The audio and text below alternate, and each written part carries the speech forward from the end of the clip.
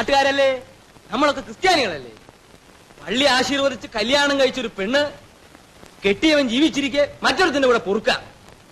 അത് കണ്ട് മിണ്ടാണ്ട് കയ്യും കെട്ടി മൂക്കി നിൽക്ക. കർത്താവ് സമ്മതിക്കോ? അതിന്റെ ഭാവം നമുക്ക് കൂടി കിട്ടും. കെട്ടിയവൻ കൊള്ളരാത്തവനാ നിന്റെ അനിയനാണെന്ന് പറഞ്ഞിട്ട് എന്താ കാര്യം? അവൻ എന്താ ഒരു കുഴപ്പം? കുറച്ച് കള്ളുകൂടി, ഇടയ്ക്ക് പെമ്പറന്നവരും തല്ലും. അതൊക്കെ ആണുങ്ങൾക്ക് പറഞ്ഞിട്ടുള്ളതല്ലേ. ഇടവകയിൽ ഇങ്ങനെ ഒരു സംഭവം ഉണ്ടാവുമ്പോ അതിന്റെ നാണക്കേട് നമുക്ക് എല്ലാവർക്കും ഉണ്ട്. ഇത് നമ്മുടെ അന്തസ്സിന്റെ പ്രശ്നം. സഭ ചില നിയമങ്ങളൊക്കെ ഉണ്ടാക്കി വെച്ചിട്ടുണ്ട്. എന്തിനാ? അവൾക്ക് അത്രയ്ക്ക് ഇരിക്കപ്രതി ഇല്ലായിരുന്നെങ്കിലേ നമ്മളാരും പറ്റത്തില്ലായിരുന്നു. ആ വരുത്തനെ മാത്രമേ കണ്ടുള്ളൂ. നമ്മുടെ ലാസറിനെ അവളുടെ വീട്ടിൽ വെച്ച് അവളുടെ മുൻപിൽ വെച്ച് അവൻ തല്ലിച്ചതച്ചു. എന്നിട്ട് അവൾ അത് നോക്കിക്കൊണ്ടുവന്നു. എന്ന് വെച്ചാ ചെന്ന് നിന്ന് കാര്യങ്ങൾ അവിടെ വരെയായി. അതാ പറയുന്നത്. ആ അച്ഛനതിന് കൂട്ടു നിൽക്കുന്നല്ലോ എന്ന് ആലോചിക്കുമ്പോഴാ. ഞാൻ കത്യാരായി പോയില്ലേ, പറഞ്ഞാ ധിക്കാരാവില്ലേ? നോക്കിക്കോ, അയാൾ ഒറ്റൊരുത്തൻ ഈ ഇടവക നാറ്റിക്കും. നിങ്ങളൊക്കെ ഉണ്ടല്ലോ പ്രമാണിമാരായിട്ട്. എന്നിട്ട് എന്താ കാര്യം?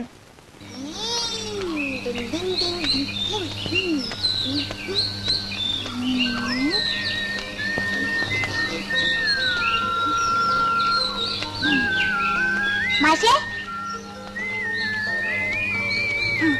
ഇതൊന്ന് പിടിച്ച മാഷേ, ഞാനൊന്ന് മുള്ളട്ടെ.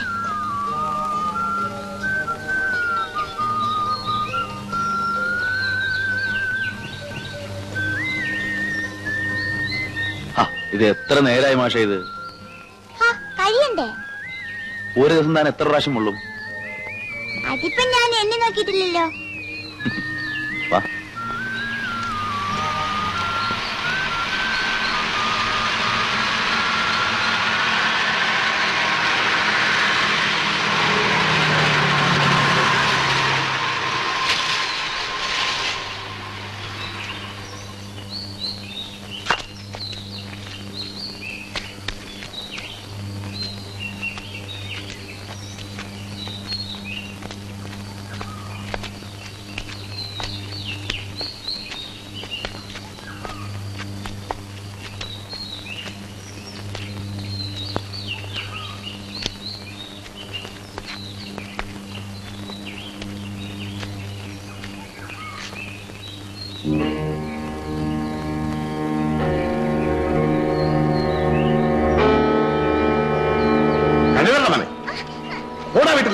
കണ്ട നാരകനെ കൂടെ നാട് വിട്ട് കിടക്കാണ്.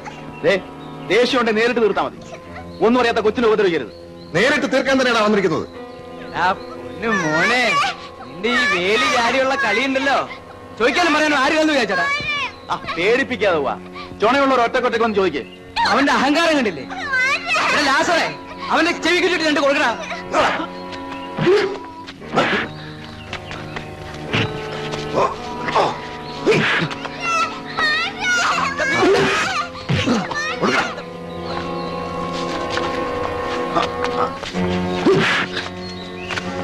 കടിക്കില്ലടാ പേപ്പട്ടിയവൻ കുടിയൻ.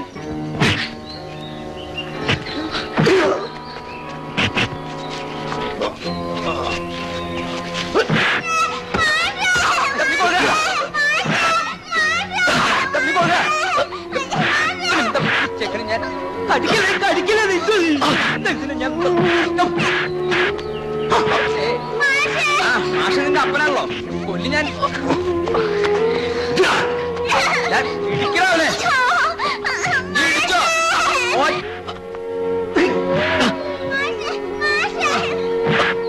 പട്ടിക്കുട്ടി കടിക്കില്ലടാ. എടാ മതിയടാ, ഇനി തല്ലിയാൽ നമ്മൾ ജയിലിൽ പോകേണ്ടി വരും. നിർത്ത.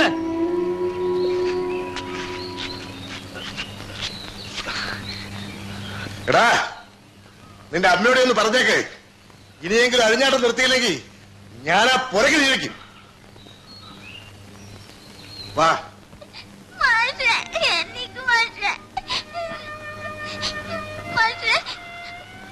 ഒത്തിരി നൊന്തോ? ഇല്ല, എന്തോരം തല്ല മാഷിന് കൊണ്ടത്.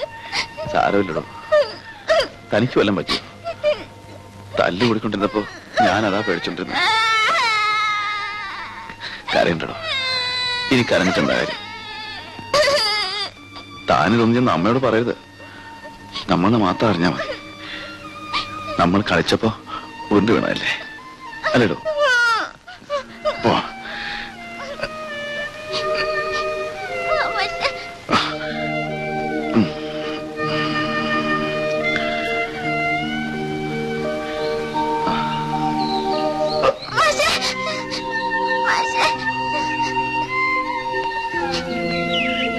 പറയരുതെന്നാ പറഞ്ഞ്. എല്ലാവരും കൂടിയാ തല്ലിയെ. എന്തോരം ചോരയാ വന്നേന്നറിയോ? മാഷ് പാവം, എന്നിട്ടും കരഞ്ഞു ഓടിയില്ല. അമ്മയെ ഒരുപാട് ചീത്ത പറഞ്ഞു. നമ്മുടെ വീട് കത്തിക്കൂ ഇത്രേ.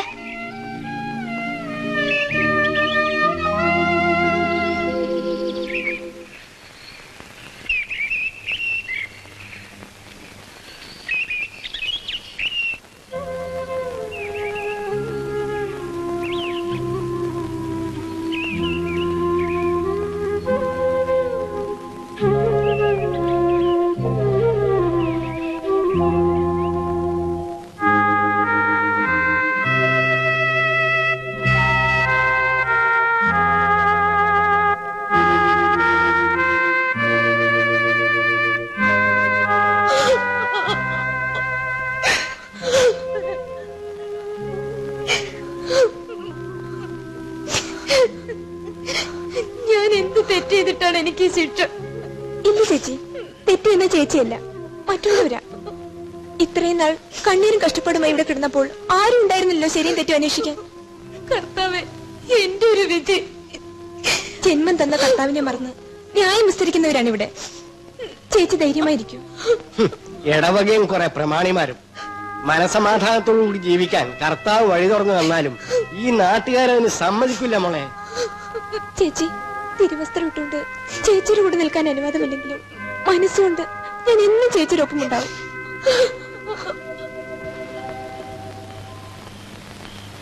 ഇതുവരെ ചോദിച്ചില്ല, അതിനൊരു ആവശ്യമായിട്ടും തോന്നിയിട്ടില്ല.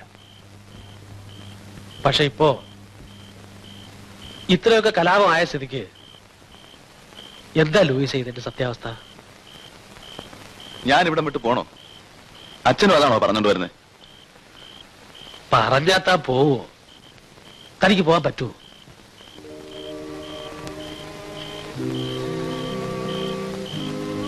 ജീവിക്കുകയാണെന്ന് തോന്നലുണ്ടായത് സത്യത്തിൽ ഈ മലഞ്ചെരുവിൽ എത്തിപ്പെട്ടതിന് ശേഷം. അച്ഛന്റെ ദയ, പിന്നെ കുട്ടൻ.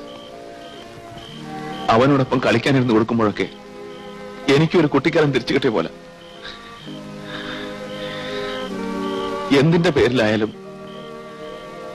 എനിക്കിവിടെ വിട്ട് പോകാൻ വിഷമമുണ്ടച്ചു. എന്നെ നിർബന്ധിക്കരുത്.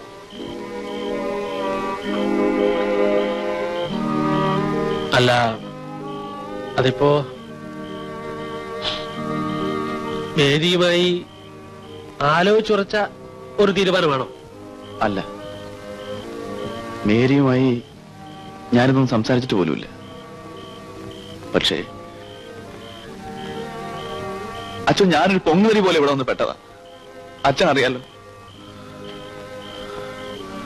കൂട്ടിനൊരാള് വേണമെന്ന് ചിന്തിച്ചിട്ട് പോലുമില്ല. അടുത്തറിഞ്ഞപ്പോ മേരി അനുഭവിക്കുന്ന കഷ്ടപ്പാട് കണ്ടപ്പോ വല്ലതും ആലോചിച്ചു പോയെങ്കിൽ അത് തെറ്റാണോ? തെറ്റാണോ അച്ഛൻ?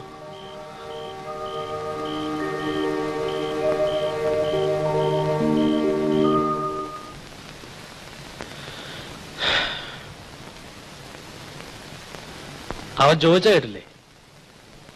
ദൈവം കൂട്ടിച്ചേർത്തതിന് മനുഷ്യൻ വേർപിരിക്കുന്നത് തെറ്റാണ്. നിയമം എനിക്കും അറിയാം. പക്ഷെ കൂട്ടിച്ചേർക്കുമ്പോ കണക്ക് നമുക്കും പഠിക്കാമല്ലോ. അതുകൊണ്ട് ലൂയിസിന്റെ ചോദ്യത്തിന് ഞാൻ മറുപടി ഒന്നും പറഞ്ഞില്ല. ഞാൻ എന്താ പറയേണ്ടത്? ചോദിച്ചത് കേട്ടില്ലേ? ഞാൻ എന്താ പറയേണ്ടതെന്ന്.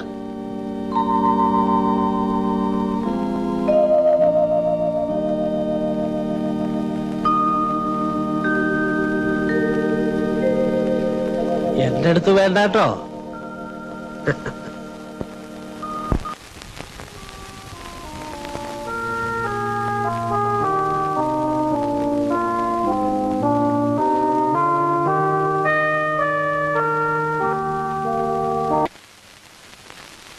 അച്ചോ, കുർബാന തുടങ്ങാൻ വരട്ടെ. എന്തെങ്കിലും ഒരു തീരുമാനമായിട്ട് തുടങ്ങിയാൽ മതി. അതെന്താണെങ്കിലും വിശുദ്ധ കുർബാനയ്ക്ക് ശേഷം തീരുമാനിക്കാം. അത് പറ്റില്ല വെച്ചോ. ആദ്യം അവളെ പള്ളിയിൽ നിന്ന് പുറത്താക്കണം, എന്നിട്ട് മതി. അവളെ മാത്രം പോരാ, അവനെ ഇതിനകത്ത് കയറരുത്. പള്ളി എന്ന് പറയുമ്പോ അതിനിത്തിരി പരിശുദ്ധിയൊക്കെ ഉണ്ട്. ഞങ്ങളൊക്കെ സത്യക്രിസ്ത്യാനികളാ. ഈ ഇടവകയിൽ ഇത്രയും വൃത്തികേട് നടന്നിട്ടും പള്ളിക്ക് ഇത് അന്വേഷിക്കാനുള്ള ഉത്തരവാദിത്വമില്ലേ? അതെങ്ങനെയാ? പാലും തേനും കൊടുത്ത് പള്ളി താമസിപ്പിച്ചിരിക്കല്ലേ ആ വരത്തനെ. എന്നിട്ട് അവന്റെ തോന്നിയാസനെല്ലാം കൂട്ടു നിൽക്കുന്ന ഒരു അച്ഛനും. റാഫേൽ, പറയുമ്പോ ചൂടായിട്ട് കാര്യമില്ല ചൂ. സഭയുടെ നിയമം അനുസരിച്ച് ഈ ഇടവകയിൽപ്പെട്ട ഒരു പെണ്ണ് കെട്ടിയവൻ ജീവിച്ചിരിക്കുമ്പോൾ മറ്റൊരുത്തന്റെ കൂടെ പൊറുക്കുന്നത് സഭ അനുവദിക്കുന്നുണ്ടോ ഇല്ലയോ?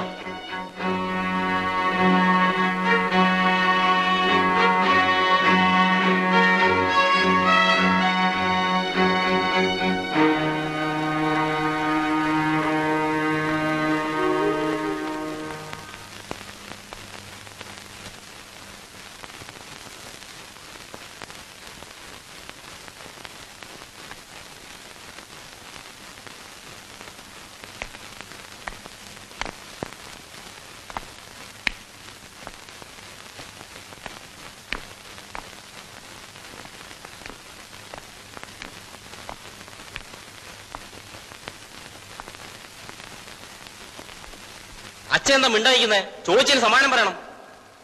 ഒരു വൈദികൻ എന്ന നിലയിൽ സഭയും നിയമങ്ങളും അനുശാസിക്കുന്നത് അനുസരിക്കാൻ ഞാൻ കടപ്പെട്ടവനാണ്. അതിന് വിരുദ്ധമായ ഒന്നിനും ഞാൻ കൂട്ടുനിൽക്കില്ല. പിന്നെ തമ്മിൽ തല്ലുകൂടി ചാകാനല്ലല്ലോ, പരസ്പരം സ്നേഹിക്കാനല്ലേ കർത്താവ് നമ്മളെ പഠിപ്പിച്ചിരിക്കുന്നത്. അച്ഛന്റെ വേദാന്തമൊന്നും ഞങ്ങൾക്ക് കേൾക്കണ്ട. ഒരു തീരുമാനമാണ് ഞങ്ങൾക്ക് ആവശ്യം. ആരുടെ ഭാഗത്താണ് തെറ്റ് എന്ന് ആദ്യം അന്വേഷിക്കട്ടെ, എന്നിട്ടാവാൻ തീരുമാനം.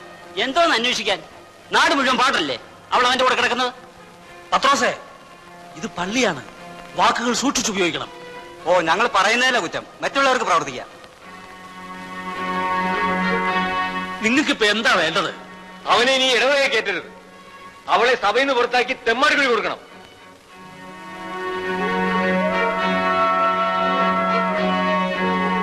കഴിഞ്ഞോ? ശിക്ഷ വിധിച്ചു കഴിഞ്ഞോ? ഞാൻ തുമ്മുന്നോ അനങ്ങുന്നോ ഒക്കെ അന്വേഷിക്കാൻ ഇപ്പൊ എത്ര ആൾക്കാരാ?